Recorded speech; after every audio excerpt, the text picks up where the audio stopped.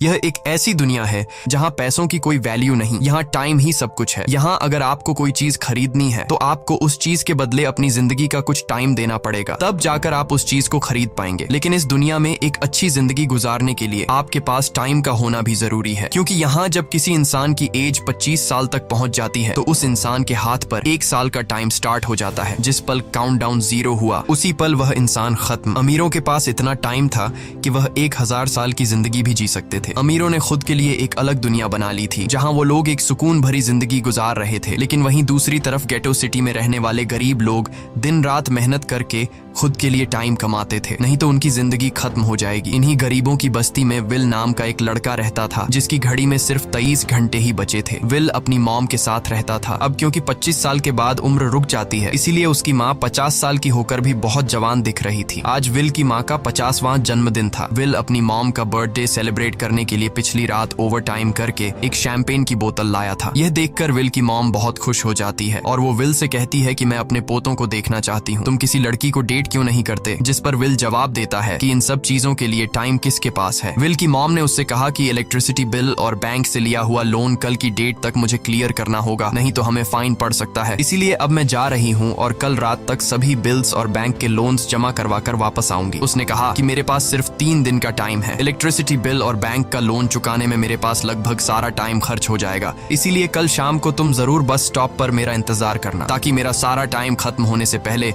मैं तुमसे कुछ टाइम ले सकूं। इस पर विल ने कहा ठीक है, मैं टाइम पर पहुंच जाऊंगा। जाने से पहले विल की माँ विल के हाथ को छूकर उसकी बॉडी में 30 मिनट ट्रांसफर करती है ताकि विल अच्छा नाश्ता खरीद कर खा सके। इसके बाद दोनों अपने अपने काम पर निकल गए। रास्ते में विल के पास एक छोटी बच्ची आती है। वो विल को एक कैप्सूल देकर विल से उसका थोड़ा सा टाइम मांगती है। विल मुस्कुराते हुए उस छोटी बच्ची को कैप्सूल में अपनी जिंदगी का 5 मिनट का टाइम दे देता है और वह चली जाती है। यहाँ हमें पता चलता है कि यह लोग अपने टाइम को एक कैप्सूल में स्टोर भी कर सकते हैं, जिससे यह लोग कभी भी यूज और ट्रांसफर कर सकते हैं। इसके बाद विल काम के लिए फैक्ट्री पहुंच जाता है। काम शुरू करने से पहले वह कॉफी लेने जाता है, लेकिन वहां वह देखता है कि हर एक चीज का दाम डबल हो गया है। जहां पहले कॉफी 2 मिनट की मिलती थी, अब उसका प्राइस डबल होकर 4 मिनट हो चुका है। यहाँ पर कभी भी किसी चीज का भी दाम बढ़ा दिया जाता है बिना किसी अनाउंसमेंट के। ये बात विल को बहुत बुरी लगती है। मजबूरी में विल ने भी कॉफी के लिए अपनी जिंदगी के 4 मिनट पे किए और काम पर लग गया। दिन भर के काम के बाद रात के वक्त विल अपने दोस्त के साथ एक बार में जाता है। विल का दोस्त एक नंबर का शराबी था। वह हर वक्त शराब के नशे में टली रहता। विल का दोस्त विल को इशारे में बताता है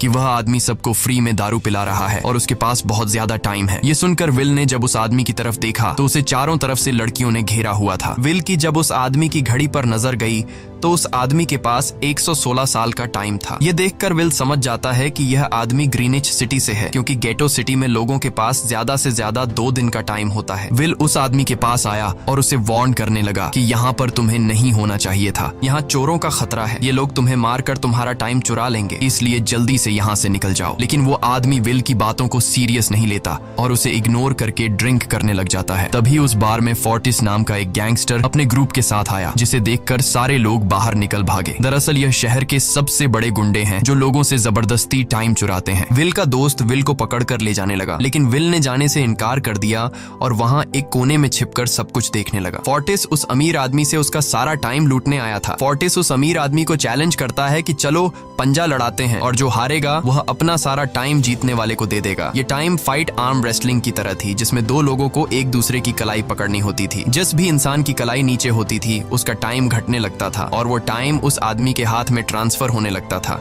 जिसकी कलाई ऊपर होती थी। इस तरह जीतने वाला इंसान सारा टाइम उस दूसरे आदमी से अपनी बॉडी में स्टोर करके उसे मार देता।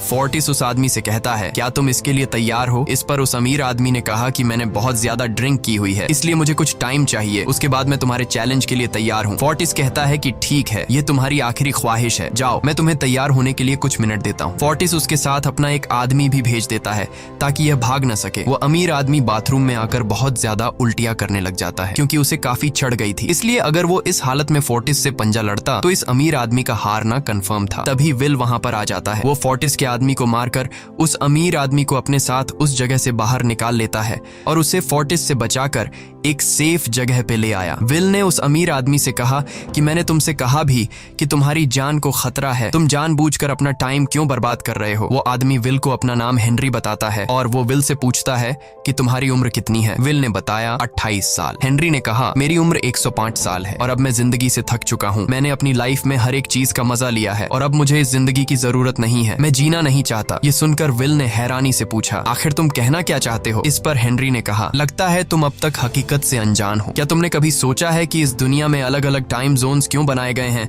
आखिर क्यों तुम्हारे टाइम जोन गेटो में किसी भी वक्त चीजों के दाम और टैक्स बढ़ा दिए जाते हैं? दरअसल महंगाई जानबूझकर बढ़ा दी जाती है ताकि गरीब लोग मरते रहें और उनकी मौत का फायदा ग्रीनविच टाइम जोन के अमीर लोगों को होता रहे। असल में ये सारा सिस्टम उन्हीं का बनाया हुआ है। जरा सोचो, वहाँ ग्रीनविच टाइम जोन में लोगों के पास जीने के लिए हजारों साल हैं, लेकिन यहाँ गेटो में तुम लोग हर रोज जीने के लिए मेहनत मजदूरी करते हो। ऐसा इसलिए है क्योंकि उन्होंने तुम्हें यह करने के लिए मजबूर किया है। वो लोग तुम लोगों को ज्यादा टाइम देना ही नहीं चाहते ताकि तुम लोग मजबूरी में उनके लिए काम करते रहो। वो लोग महंगाई बढ़ाकर तुम्हें ज्यादा से ज्यादा टाइम खर्च करने पर मजबूर करते हैं ताकि तुम्हारे टाइम से वो हमेशा की जिंदगी जी सकें। उन्होंने अपनी जिंदगी का हर एक दिन गरीबों की मौत से इकट्ठा किया है और मैं ऐसी जिंदगी बिल्कुल भी नहीं जीना चाहता जो किसी गरीब मजबूर इंसान की मौत से मिली हो। ये सब सुनकर विल समझ गया कि हेनरी बहुत ही नेक दिल इंसान है। हेनरी ने विल से आगे पूछा अगर तुम्हारे पास मेरे जितना टाइम होता तो तुम क्या करते? विल ने मुस्कुराकर कहा कि सबसे पहले मैं बार बार टाइम को देखना छोड़ देता, क्योंकि उस वक्त भी विल के पास सिर्फ 18 घंटे होते हैं। वो सोने से पहले, सोने के बाद, खाना खाते टाइम हर वक्त अपनी घड़ी देखता रहता है क्योंकि मुझे डर लगता है कि कहीं मेरा टाइम खत्म न हो जाए और मैं मर न जाऊं। विल कहता है कि मेरी मॉम घर संभालने के लिए बहुत ज्यादा मेहनत करती है। अगर मेरे पास तुम्हारी तरह इतना ज्यादा टाइम होता तो मैं अपनी मॉम के लिए ग्रीनविच सिटी में एक अच्छा घर खरीदता और हम दोनों वहाँ पर खुशी से जिंदगी गुजारते। इसके बाद विल ने हेनरी से कहा आज रात हमें यहीं रुकना होगा, सुबह तक खतरा टल जाएगा, तब तुम वापस अपने घर लौट जाना। इसके बाद ये दोनों सो जाते हैं। सुबह उठकर हेनरी देखता है कि विल अभी भी सो रहा है। वो विल के पास आता है और उसके पास जितना भी टाइम होता है वो सारा का सारा विल को ट्रांसफर कर देता है और अपने पास कुछ ही मिनट बचाकर एक ब्रिज के ऊपर जाकर बैठ जाता है। विल जब नींद से जागा तो उसने देखा कि हेनरी वहां से जा चुका है।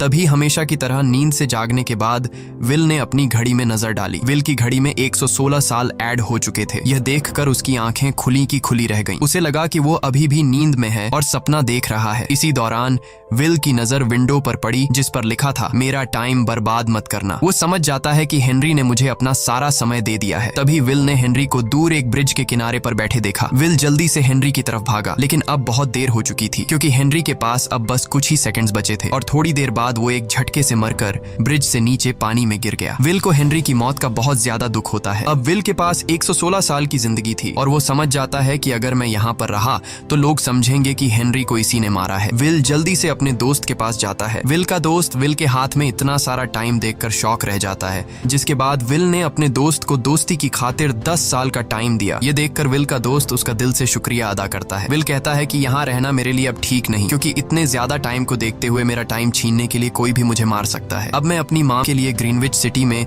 एक अच्छा सा घर खरीद सकता हूँ और वहाँ पर एक सेफ लाइफ गुजारूंगा। जिसके बाद विल अपने दोस्त को गुड बाय कहकर वहाँ से निकल जाता है और सीधा उस बस स्टॉप पर जाकर मॉम का इंतजार करने लगता है, जहाँ 2 दिन पहले उसकी मॉम ने उससे कहा था कि मैं इलेक्ट्रिसिटी का बिल और बैंक का लोन चुकाकर इस बस स्टॉप पर पहुंचूंगी। दूसरी तरफ विल की मॉम सारे लोन और बिल्स भरने के बाद घर लौटने के लिए बस में चढ़ी, पर तभी उसे पता लगा कि एक ही दिन में बस की टिकट के दाम डबल हो गए थे। पहले जहां टिकट 1 घंटे में आती थी वहीं अब प्राइस 2 घंटे हो गया था। ये देखकर विल की मॉम बहुत ज्यादा परेशान हो जाती है क्योंकि विल की मॉम के पास सिर्फ 1.5 घंटा बचा था। विल की मॉम बस ड्राइवर से रिक्वेस्ट करती है कि अगले स्टॉप पर मेरा बेटा उसे बाकी का टाइम दे देगा, लेकिन बस ड्राइवर ने साफ इनकार कर दिया और कहा कि अगर टाइम नहीं है तो फिर पैदल चली जाओ। लेकिन विल की मॉम को पता था कि अगला बस स्टॉप बहुत दूर है, अगर वह पैदल भी जाती है तो उसे पहुंचने में 2 घंटे लगेंगे। उस वक्त बस में ढेर सारे पैसेंजर्स सवार थे। विल की मॉम ने उनसे भी रिक्वेस्ट की पर किसी ने भी उनकी मदद नहीं की। इतने में ही बस वहां से निकल गई। विल की मॉम रेचल के पास ज्यादा टाइम नहीं बचा था, इसलिए वह दौड़ती हुई पैदल घर की तरफ भागने लगी। दूसरी तरफ विल अपनी मॉम के लिए फूलों का गुलदस्ता लिए बस स्टॉप पर उनका इंतजार कर रहा था, क्योंकि आज उसे अपनी मॉम का बर्थडे सेलिब्रेट करना था। बस जब उस स्टॉप पर पहुंची तो कई सारे पैसेंजर्स उतर आए, पर उनमें से विल की मॉम नहीं थी। विल यह देखकर परेशान हो जाता है और उसे समझ आ गया कि जरूर उसकी मॉम मुसीबत में है। वह उसी वक्त अपनी मॉम की तलाश में भागा। उधर रेचल के पास अब कुछ ही मिनट बचे थे। वह रास्ते में आने वाली गाड़ियों और लोगों के घरों का दरवाजा पीट पीट कर उनसे थोड़ा समय उधार मांग रही थी, लेकिन कोई भी उसकी मदद करने को तैयार नहीं था। इधर विल जब कुछ दूर गया तो उसे उसकी मॉम दौड़ती हुई नजर आ गई। अपनी मॉम को भागते हुए देख विल समझ गया कि उनके पास ज्यादा टाइम नहीं है। वह अपना हाथ आगे करके तेजी से उनकी तरफ दौड़ने लगा। उधर रेचल के पास अब सिर्फ 10 सेकंड्स ही रह गए थे। वह भी पूरी तेजी से विल की ओर भाग रही थी, लेकिन जैसे ही रेचल अपने बेटे विल के पास पहुंची, उसका टाइम खत्म हो जाता है और वह मर जाती है। यह देखकर विल को बहुत दुख होता है, क्योंकि उसने अपनी मॉम के लिए क्या कुछ नहीं सोचा था। वह चीख चीख कर रोने लगा। अगली सुबह तक हेनरी की डेड बॉडी टाइम कीपर्स को मिल चुकी थी। ये टाइम कीपर्स वहां पर इन्वेस्टिगेशन करते हैं। आज की दुनिया में टाइम कीपर्स होते थे जो पुलिस की तरह थे। इन टाइम कीपर्स का काम भी क्राइम को रोकना होता है। टाइम कीपर्स के ऑफिसर रेमंड ने उस जगह में अच्छी तरह से जांच की, लेकिन उसे कोई भी क्लू नहीं मिला। तभी रेमंड की नजर उस ब्रिज के पास लगे सीसीटीवी कैमरा की तरफ गई। वह सीसीटीवी फुटेज चेक करने सीसीटीवी रूम के लिए निकल पड़ा। दूसरी तरफ विल समझ चुका था कि उसकी मॉम की मौत के लिए ग्रीनिच में रहने वाले अमीर लोग ही जिम्मेदार हैं, जिन्होंने गेटो शहर के लोगों को एक एक सेकंड का मोहताज बना दिया है। अब विल उनसे बदला लेने ग्रीनिच की तरफ निकल पड़ा और यहाँ से होती है असल कहानी शुरू। ग्रीनविच सिटी में एंटर होने के लिए विल को 1 साल का टाइम खर्च करना पड़ा और ग्रीनिच सिटी जा पहुंचा। वहां जब विल ने अमीर लोगों का लाइफस्टाइल देखा तो उसकी आंखें खुली की खुली रह गईं। वहां लोगों के पास इतना टाइम था कि वो लोग मरने का नाम तक भूल गए थे। यहाँ पर अमीर लोग के बॉडीगार्ड के पास भी 100 साल से भी ज्यादा का टाइम था। ये देखकर विल गुस्से से लाल हो जाता है, क्योंकि विल जिस शहर से आया था वहां पर लोगों के पास सिर्फ 24 घंटे की जिंदगी थी। विल वहां एक महंगे होटल में रुकता है। खाना खाते दौरान एक बहुत ही खूबसूरत लड़की विल को देखती है, जैसे उसे विल पसंद आ गया हो। दूसरी तरफ टाइम कीपर रेमंड हेनरी की मौत के वक्त का सीसीटीवी फुटेज चेक कर रहा था। तभी उसे फुटेज में विल दिखाई देता है। हालांकि कैमरा ने हेनरी को ब्रिज से गिरते हुए रिकॉर्ड नहीं किया था, लेकिन उस फुटेज में विल ब्रिज के पास खड़ा नजर आ रहा था, जिससे रेमंड को विल पर शक होने लगा। इसलिए रेमंड ने अपनी टीम को विल के बारे में जानकारी इकट्ठा करने को कहा। रिसर्च के दौरान टाइम कीपर्स को यह बात पता चल जाती है कि विल नाम का एक आदमी बहुत सारा टाइम खर्च करके ग्रीनविच सिटी में एंटर हो गया है, जिससे रेमंड को यह बात कंफर्म हो जाती है कि विल ने ही हेनरी को मारा है। रेमंड उसी वक्त अपनी टीम के साथ ग्रीनविच शहर की ओर रवाना हो गया। दूसरी ओर ग्रीनविच शहर में विल एक कैसीनो में आया, जहां कुछ अमीर लोग पोकर खेल रहे थे। विल भी उनके साथ बैठ जाता है। एक नए आदमी को देखकर ये लोग उस पर हंसने लगते हैं, लेकिन विल गैम्बलिंग में माहिर था। आज उसके लिए अमीरों से पैसे निकालने का सबसे अच्छा मौका था। विल ने फिलिप नाम के एक रईस आदमी के साथ पोकर की बाजी खेली। फिलिप यहाँ का सबसे रईस इंसान है। उसके पास खुद का एक टाइम बैंक है जो लोगों को लोन पर टाइम देता है। फिलिप के साथ उसकी डॉटर भी बैठी होती है। यह वही लड़की है जो कुछ देर पहले विल को गौर से देख रही थी। गेम जब शुरू हो जाती है तब विल अपनी लाइफ का सारा टाइम दांव पर लगा देता है और अपनी माइंड के बदौलत वो फिलिप से 1100 साल जीत जाता है। यह देखकर फिलिप की बेटी सिल्विया विल से काफी ज्यादा इम्प्रेस हो जाती है। उसने विल को कल रात अपने घर पार्टी पर इनवाइट किया। फिर अगली शाम विल एक नई नवेली कार खरीदकर फिलिप की पार्टी में जा पहुंचा। वहीं पार्टी के दौरान विल और सिल्विया डांस करने लगते हैं और सिल्विया मन ही मन विल को दिल दे बैठी। वो अपनी दिल की बात विल से करने ही वाली थी कि तभी टाइम कीपर रेमंड अपनी टीम के साथ वहां पहुंचता है और विल को पकड़ लेते हैं। विल को खूनी समझकर सिल्विया भी उससे नाराज हो गई। रेमंड ने सबसे पहले विल का सारा टाइम उससे छीनकर सिर्फ 2 घंटे दिए। उसके बाद वो विल को हेनरी के खून के इल्जाम में गिरफ्तार करने लगा। रेमंड विल से पूछता है कि तुमने हेनरी को क्यों मारा। विल उसे कहता है कि मैंने उसे मारा नहीं था, बल्कि वो खुद जीना नहीं चाहता था, इसलिए उसने मुझे 116 साल दिए और बाद में उसने खुद की जान ली। लेकिन रेमंड विल की बात पर यकीन नहीं करता। विल समझ जाता है कि रेमंड मुझे हेनरी के झूठे केस में फंसाकर उम्र भर कैद के लिए मुझे जेल में डाल देगा। इसलिए वह मौका देखते ही रेमंड के आदमियों को मारकर खुद को आजाद कर लेता है और उनकी बंदूक लेकर सिल्विया को बंदी बना लिया। सिल्विया को ढाल बनाकर विल उसे साथ लेकर भाग निकला और रेमंड और उसके आदमियों को चकमा देता हुआ वापस गेटो शहर आ पहुंचा। इस दौरान विल के पास टाइम काफी कम बचा था। उसने सिल्विया से कुछ टाइम उधार मांगा, लेकिन सिल्विया ने उसे 1 सेकंड भी देने से इनकार कर दिया, क्योंकि वह भी उसे हेनरी का खूनी समझ रही थी। इसलिए वो और तेजी से गेटो शहर की तरफ कार दौड़ाता है ताकि वहां पहुंचकर किसी से टाइम उधार ले सके। जल्दबाजी में उसका ध्यान आगे सड़क पर बिछी कंटीली तारों पर नहीं पड़ता, जिससे टकराते ही विल की कार ब्रिज से नीचे गिर जाती है। इस एक्सीडेंट में विल और सिल्विया बेहोश हो गए। असल में रास्ते में वह कांटे फोर्टिस और उसकी गैंग ने बिछाए थे। फोर्टिस ने देखा कि सिल्विया के पास 10 साल का टाइम था। वो सिल्विया का सारा टाइम चुरा कर वहां से निकल जाते हैं। इतने में ही विल और सिल्विया को होश आया। सिल्विया ने जब अपने हाथ की तरफ देखा तो वो परेशान हुई, क्योंकि उसके पास सिर्फ सिर्फ 30 मिनट ही बचे थे और विल के पास भी कुछ मिनट ही बचे थे, पर फिर भी उसने सिल्विया को अपने कुछ मिनट दिए, जिससे इन दोनों का टाइम बराबर हो गया। इसके बाद विल सिल्विया को लेकर जल्दी से अपने दोस्त के घर जाता है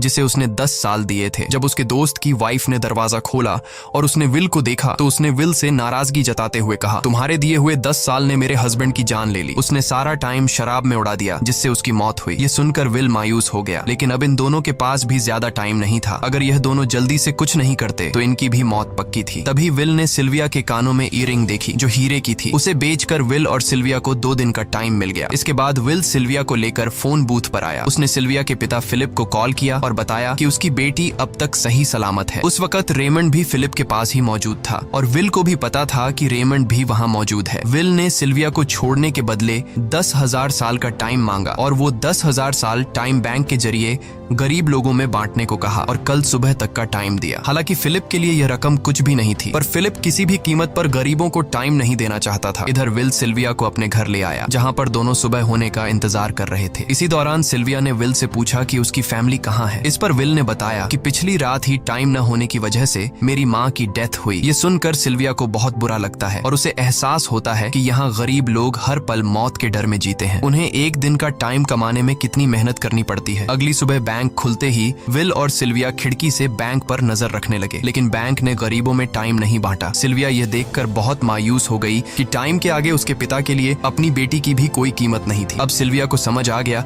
कि उसके पिता सिर्फ बिजनेसमैन नहीं है, बल्कि वो इस सिस्टम के हेड हैं। वो गरीब लोगों की मौत से अपनी जिंदगी के साल जमा करते हैं। सिल्विया को यूं मायूस देखकर विल ने उसे वापस घर भेजने का फैसला किया। वो उसे फोन बूथ पे ले आया और अपने पिता को कॉल करके अपने लिए मदद बुलाने को कहा। इस दौरान विल सिल्विया को वेपन भी दे देता है ताकि वो खुद की हिफाजत कर सके। इधर सिल्विया फोन पर अपने पिता से बात कर रही थी कि तभी टाइम कीपर रेमंड चुपके से वहां आ पहुंचा और विल पर गन तान दी। रेमंड विल पर गोली चलाने ही वाला था कि तभी सिल्विया ने रेमंड को देख लिया और घबराहट में रेमंड पर गोली चला दी। ये देख विल घबरा कर रेमंड के पास आया। हालांकि वो गोली रेमंड के हाथ को छू कर निकल गई थी। रेमंड के हाथ से बहुत खून निकल रहा था। विल ने रेमंड की घड़ी देखी। रेमंड के पास सिर्फ 2 घंटे बचे थे। दरअसल टाइम कीपर्स को भी सैलरी के तौर पर हर रोज 1 दिन का ही टाइम मिलता था। विल समझ गया कि जब तक रेमंड के पास उसके टीम वाले पहुंचेंगे तब तक रेमंड का ज्यादा खून बहने की वजह से उसकी मौत हो गई होगी। इसलिए विल रेमंड को 2 घंटे का टाइम देते हुए रेमंड की कार को लेकर वहां से निकल गया। रेमंड को गोली मारकर अब सिल्विया भी क्राइम लिस्ट में आ चुकी थी। हालांकि विल ने सिल्विया से कहा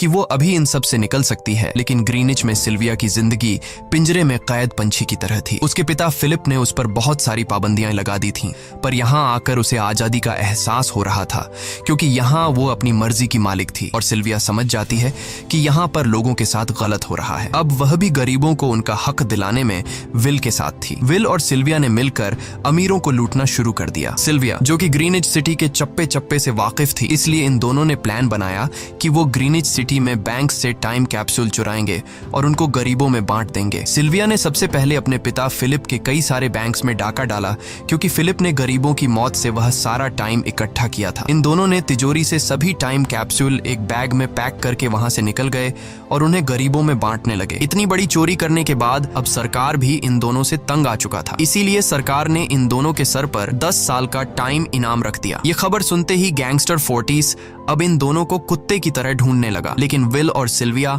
हर रोज अपना ठिकाना बदलते रहते थे जिससे वो किसी के हाथ नहीं आते थे। यह दोनों एक होटल में छुपे हुए थे। इनके पास टाइम की कमी तो थी नहीं, इसलिए उन्होंने पूरे होटल को ही बुक कर लिया था। फोर्टिस इन दोनों की तलाश में उस होटल के बाहर आ पहुंचा। वहां उसने कुछ लोगों को पकड़कर उनसे विल और सिल्विया के बारे में पूछने लगा, लेकिन उन लोगों पर विल और सिल्विया के बहुत एहसानात थे, इसलिए ये लोग मरने के लिए तो तैयार थे, पर विल और सिल्विया का ठिकाना बताने के लिए तैयार नहीं थे। लेकिन जब फोर्टिस ने उन लोगों पर बहुत ज्यादा जोर जबरदस्ती की तो उनमें से एक बंदा मौत के डर से फोर्टिस को उस होटल के बारे में बता देता है जहां विल और सिल्विया छुपे हुए थे, जिसके बाद फोर्टिस फौरन अपनी गैंग के साथ वहां पर पहुंच जाता है और इन दोनों को पकड़ लेता है। अब विल और सिल्विया का उनसे बच पाना नामुमकिन था। फोर्टिस ने विल को एक टेबल पर बैठा दिया और उसे टाइम फाइट के लिए चैलेंज किया। विल समझ गया कि अगर मैंने चैलेंज से इनकार किया तो फोर्टिस के गैंग वाले लोग मुझे मार देंगे, इसलिए क्यों ना आज इसके साथ पंजा आजमाया जाए। फोर्टिस और विल ने एक दूसरे की कलाई पकड़ ली और मौत का खेल शुरू हुआ। फोर्टिस माहिर खिलाड़ी था। उसने शुरुआत में ही विल का हाथ नीचे कर दिया, जिससे विल का टाइम तेजी से फोर्टिस में ट्रांसफर होने लगा। लेकिन विल बिल्कुल जोर ही नहीं लगा रहा था, जैसे कि वो जानबूझकर हार रहा हो। पर जैसे ही विल के पास अपनी लाइफ के 3 से 4 सेकंड बचे, तभी विल ने अपनी पावर दिखाई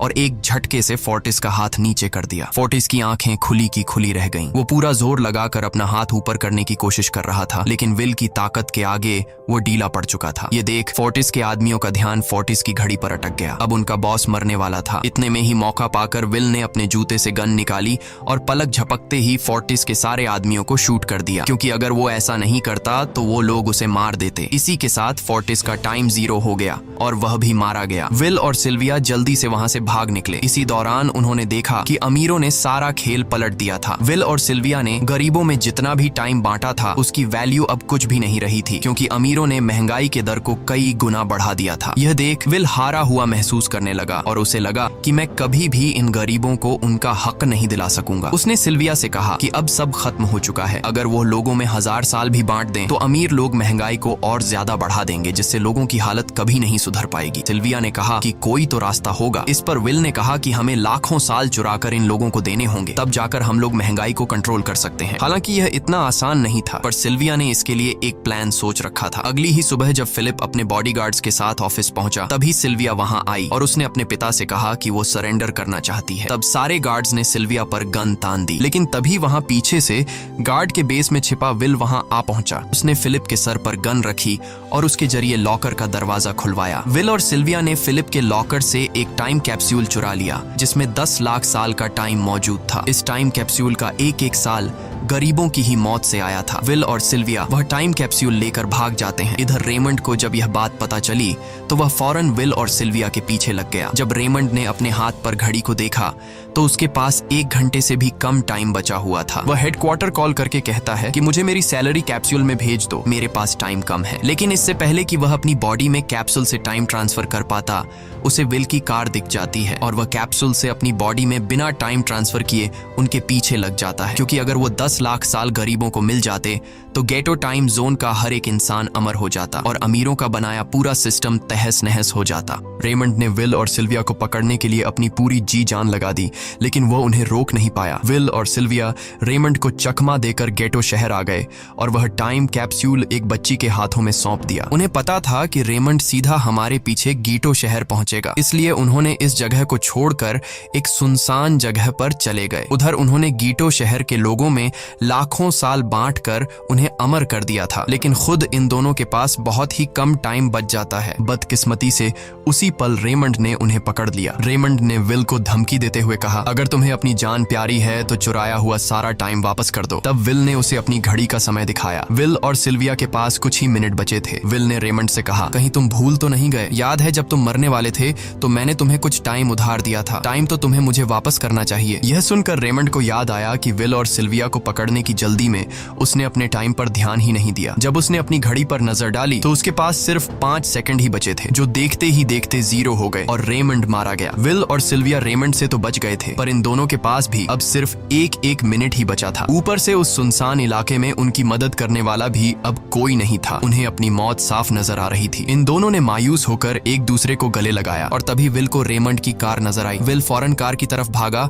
और वहां पहुंचकर उसने रेमंड की सैलरी का टाइम अपनी घड़ी में ट्रांसफर कर दिया। इसके बाद वह सिल्विया को भी टाइम देने उसकी ओर भागने लगा। सिल्विया भी तेजी से विल की ओर दौड़ रही थी। सिल्विया के पास कुछ ही सेकंड्स बचे हुए थे। यह बिल्कुल उसी तरह का पल था जिस तरह से विल ने अपनी मॉम को खोया था। विल ने अपनी मॉम को तो खो दिया था, पर सिल्विया को नहीं खोना चाहता था। विल सिल्विया के बिल्कुल करीब ही था, पर तभी सिल्विया विल की बाहों में गिर पड़ी। लकीली विल ने सही वक्त पर सिल्विया का हाथ थाम लिया था, जिससे उसकी जान बच गई। विल और सिल्विया की बदौलत अब डेटन शहर के सारे लोग अमर हो चुके थे। अब उन्हें एक घंटे कमाने के लिए फैक्ट्रीज में काम करने की जरूरत नहीं थी। वह सभी अपने सपनों को पूरा करने ग्रीनिच शहर की ओर निकल पड़े, जिससे अमीरों का बनाया सारा सिस्टम फेल हो गया। वहीं इसी के साथ यह कहानी खत्म हो जाती है। अगर आपको वीडियो अच्छी लगी हो तो हमारे चैनल को सब्सक्राइब और वीडियो को लाइक जरूर कीजिएगा।